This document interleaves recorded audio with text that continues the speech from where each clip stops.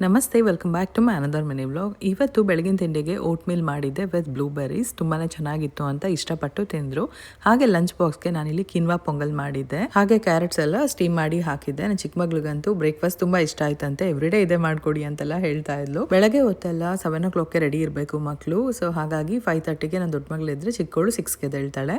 ಅದಾದ್ಮೇಲೆ ರೆಡಿಯಾಗಿ ಹೊರಡ ಅಷ್ಟರಲ್ಲಿ 7:50 ಆಗೋಗುತ್ತೆ. ಮನೆ ಬಿಟ್ಟು ಇಬ್ಬರನ್ನು ಕರ್ಕೊಂಡು ಹೋಗಿ ಸ್ಕೂಲಿಗೆ ಡ್ರಾಪ್ ಮಾಡೋ ಅಷ್ಟರಲ್ಲಿ. ಫಸ್ಟ್ ನನ್ನ ದೊಡ್ಡ ಮಗಳನ್ನ ಸ್ಕೂಲ್ ಹತ್ರ ಡ್ರಾಪ್ ಮಾಡಿ ಅದಾದಮೇಲೆ ಚಿಕ್ಕವಳನ್ನ ಡ್ರಾಪ್ ಮಾಡೋಕ್ಕೆ ಹೋಗ್ತೀವಿ. ಯಾಕಂದರೆ ಫಸ್ಟ್ ಸ್ಕೂಲ್ ಸ್ಟಾರ್ಟ್ ಆಗೋದು ದೊಡ್ಡವಳಿಗೆ. ಸೊ ಅದರಿಂದ ನಮಗೆ ಇನ್ನೂ ಒಂದು 20 minutes ಟೈಮ್ ಇರುತ್ತೆ. ಇಲ್ಲಿ ಡ್ರಾಪ್ ಮಾಡಿ ಹೋಗೋಷ್ಟರಲ್ಲಿ ಕರೆಕ್ಟಾಗಿರುತ್ತೆ. ಇನ್ನು ರಾಕಿ ನೋಡ್ಬೋದು. ಇವಾಗ ಅವ್ನಿಗೆ ಚೆನ್ನಾಗಿ ಗೊತ್ತಾಗ್ಬಿಟ್ಟಿದೆ. ಬೆಳಗ್ಗೆನೇ ರೆಡಿ ಆಗಿಬಿಟ್ಟು ಸ್ಕೂಲ್ಗೆ ಹೋಗ್ತಾರೆ ಅಂತ. ಅಂದರೆ ಸ್ಕೂಲ್ ಅಂದರೆ ಎಲ್ಲೋ ಹೊರಗಡೆ ಹೋಗ್ತಾರೆ ಅನ್ನೋದು ಗೊತ್ತಾಗಿದೆ. ಸೊ ನೋಡ್ತಿರ್ತಾನೆ. ಇಬ್ಬರು ಹೋದ್ಮೇಲೆ ಸ್ವಲ್ಪ ಬೇಜಾರಾಗಿ ರೋಡ್ ನೋಡ್ಕೊಂಡು ಕೂತ್ಕೊಂಡಿದ್ದ. ನೆಕ್ಸ್ಟ್ ಮನೆಗೆ ಬಂದು ಕೆಲಸ ಎಲ್ಲ ಮುಗಿಸಿ ಮತ್ತೆ ಮಕ್ಕಳನ್ನ ಕರ್ಕೊಂಡು ಬಂದು ಹೀಗೆ ಆಯಿತು. ಮತ್ತು ಸಾಯಂಕಾಲ ವ್ಲಾಗ್ ಕಂಟಿನ್ಯೂ ಮಾಡ್ತಾ ಇದ್ದೀನಿ.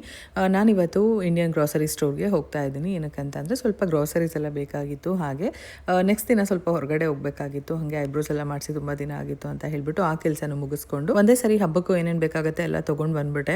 ತೆಂಗಿನಕಾಯಿಯು ತೊಗೊಂಡು ಬಂದೆ. ಏನಕ್ಕಂದರೆ ಮತ್ತೆ ತುಂಬ ರಶ್ ಇತ್ತಲ್ವ. ಇನ್ನು ಹಬ್ಬದಲ್ಲಿ ತುಂಬ ಕ್ಯೂ ನಿಂತ್ಕೊಬೇಕಾಗತ್ತೆ ಅನ್ನೋದಕ್ಕೋಸ್ಕರ. ಇಂಡಿಯಾದಲ್ಲಿ ದೇವ್ರಿಗೆ ದೀಪ ಆರಿಸ್ಬಿಟ್ಟು ಹೊರಗಡೆ ಹೊರಟ್ರೆ, ಅಮೆರಿಕಾದಲ್ಲಿ ದೇವ್ರಿಗೆ ದೀಪ ಆರಿಸ್ಬಿಟ್ಟು ಹೊರಗಡೆ ಹೋಗಬೇಕು. ಆ ರೀತಿ ಇರುತ್ತೆ. ನಿಮ್ಮೆಲ್ಲರಿಗೂ ಗೊತ್ತು, ಇಲ್ಲಿ ವುಡ್ ಮನೆಗಳಾಗಿರೋದ್ರಿಂದ ಸ್ವಲ್ಪ ಸೇಫ್ಟಿಗೋಸ್ಕರ ದೀಪ ಎಲ್ಲ ಆರಿಸ್ಬಿಟ್ಟೆ ಹೋಗಬೇಕು. ಮತ್ತು ದೂರ ಟ್ರಾವೆಲ್ ಮಾಡ್ತೀವಲ್ವ, ನಾವು ಸ್ವಲ್ಪ ನೆಮ್ಮದಿಯಾಗಿ ಹೋಗಿ ಬರ್ಬೋದು. ಮತ್ತು ಮನೆಗೆ ಬಂದು ಫ್ರೆಶ್ ಅಪ್ ಎಲ್ಲ ಆಗಿ ಮತ್ತೆ ದೀಪ ಆಡಿಸಿದ್ದೆ. ಮಲ್ಕೊಳ್ಳೋವರೆಗೂ ಉರಿತಾ ಇತ್ತು.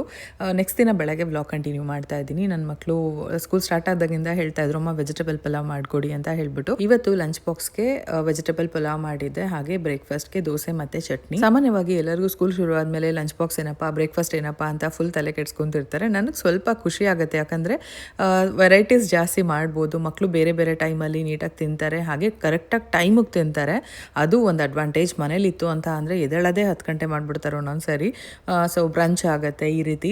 ಸ್ಕೂಲ್ಗೆ ಹೋದ್ರು ಅಂತ ಅಂದರೆ ಕರೆಕ್ಟ್ ಟೈಮ್ ತಿಂತಾರೆ. ಕರೆಕ್ಟ್ ಟೈಮ್ಗೆ ಸ್ಕೂಲ್ಗೆ ಹೋಗೋದಿರುತ್ತೆ. ಹಾಗೆ ಮತ್ತೆ ಓದ್ಕೊಳ್ಳೋದಾಗಿರ್ಬೋದು, ಮಲ್ಕೊಳ್ಳೋದು ಎಲ್ಲ ಆನ್ ಟೈಮ್ ಆಗಿರುತ್ತೆ. ಮಕ್ಕಳು ಕೂಡ 7:30 ಅಷ್ಟರಲ್ಲಿ ಹೊರಟ್ಬಿಟ್ಟಿರ್ತಾರೆ. ಹಸ್ಬೆಂಡ್ ಕೂಡ 8:30ಗೆಲ್ಲ ಹೊರಡ್ತಾರೆ. ಸೊ ಅದಾದಮೇಲೆ ಅವ್ರು ಬರೋಷ್ಟರಲ್ಲಿ ಎಲ್ಲ ಕೆಲಸ ಮುಗಿಯುತ್ತೆ. ಇನ್ನು ಲಿವಿಂಗ್ ಏರಿಯಾ ಎಲ್ಲ ಸ್ವಲ್ಪ ಕ್ಲೀನಿಂಗ್ ಇತ್ತು, ಇವತ್ತು ಮುಗಿಸ್ದೆ.